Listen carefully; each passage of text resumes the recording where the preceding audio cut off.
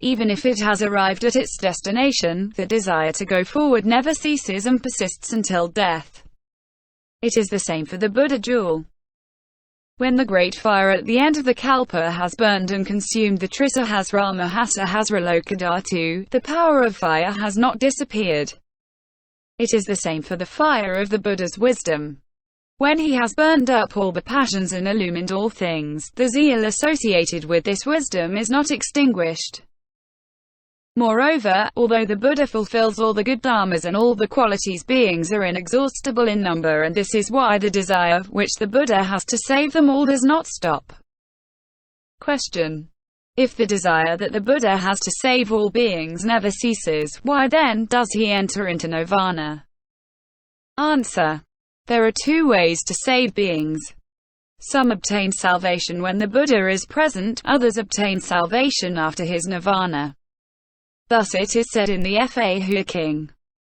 When the master physician had given the medicinal plants he had gathered to his sons, he left them. This is why the Buddha enters into nirvana. Moreover, there are beings with weak faculties and slight virtues who are incapable of realizing the grand undertaking of salvation and who can only plant the causes of merits. This is why the Buddha enters into nirvana without waiting for them to reach their salvation. Question. But even after the death nirodha of the Buddha, there are still people who become arhat. Why do you say that they can only plant the causes of merits? Answer. Although some become arhat, they are so rare that it is not worth mentioning. On the other hand, as soon as the Buddha preaches the Dharma, there are, in the 10 directions, innumerable and incalculable beings who obtain body. After the death of the Buddha, it is the same. Similarly, in a great kingdom, there are indeed some punitive military expeditions, but these are so rare that we do not speak about them. This is why, although beings are inexhaustible in number, the Buddha enters into nirvana. Finally, it is said in the Mohoyen Shuleng King. In the Pratamandita universe, the Buddha has a lifespan of 700 incalculable periods during which he saves beings. This is why it is said that the Buddha has no loss of zeal. 8. The Buddha has no loss of exertion. He has no loss of exertion.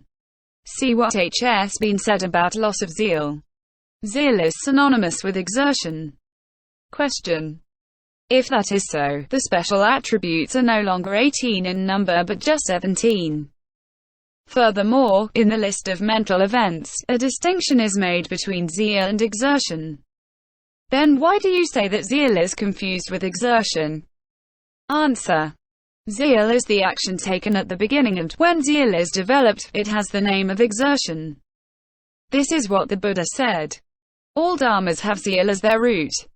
Zeal is like a thirsty man who wants to find something to drink. Exertion is like the means used to seek something to drink. Zeal is mind desire to find. Exertion serves to realize the thing. Zeal comes from a mental action. Exertion comes from 3 actions: mental action, vocal action, and physical action. Zeal is internal. Exertion is external. These are the resemblances and the differences. Moreover, exertion is loved by the Buddhas. It is in this way that the Buddha Sakyamuni skipped over 9 kalpas and quickly attained Anuttara Samyak Sambodhi. Siksa Sutra. Moreover, it is said that one day the Buddha said to Ananda, "Preach the Dharma to the bhiksus. My back hurts. I am going to rest for a while." Then the Bhagavat folded his upper garment in 4, spread it on the ground, and with his cloak as a pillow, laid down.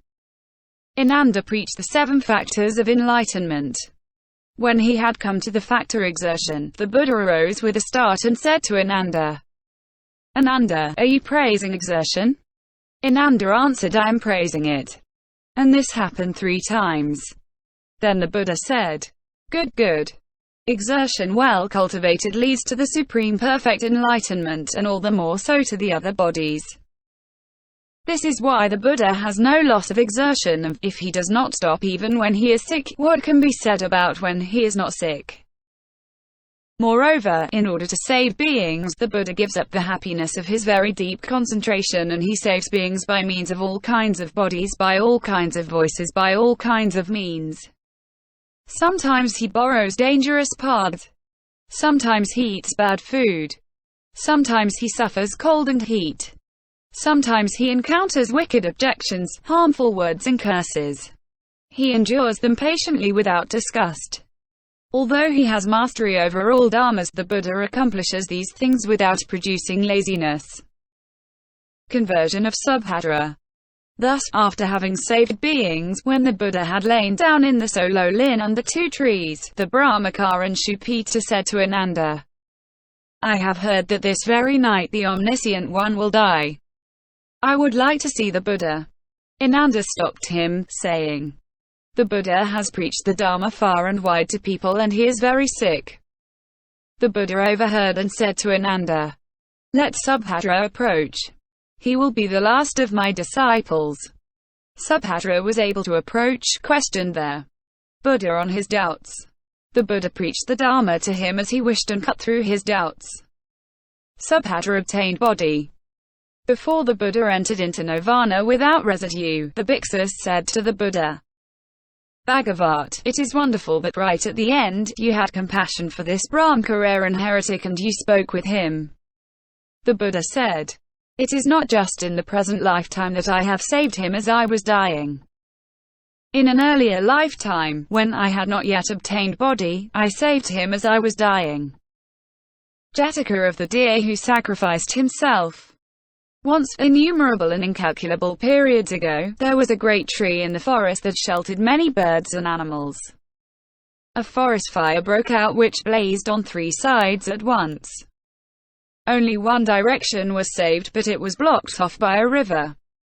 All the animals crowded in there miserably without finding a way to save their lives by flight. At that time there was a deer who was big and strong.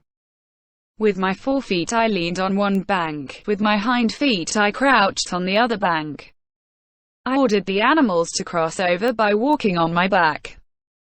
My skin and my flesh were completely torn, but by the power of my compassion, I supported him up to my death. At the end, there was 1 hair left. My strength was exhausted, but at the price of a supreme effort, I let him cross.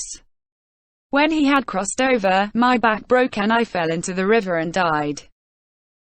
This happened a long time ago, and it is not just today that I have saved someone when I was at the end of my strength. Those who at that time were the first to cross are my present disciples. The hare who crossed last is today Subhadra. Therefore it is from lifetime to lifetime that the Buddha likes to use exertion, and it is not just today that he never stops. This is why it is said that he has no loss of exertion. 9. The Buddha has no loss of mindfulness. He has no loss of mindfulness, since he is endowed with all the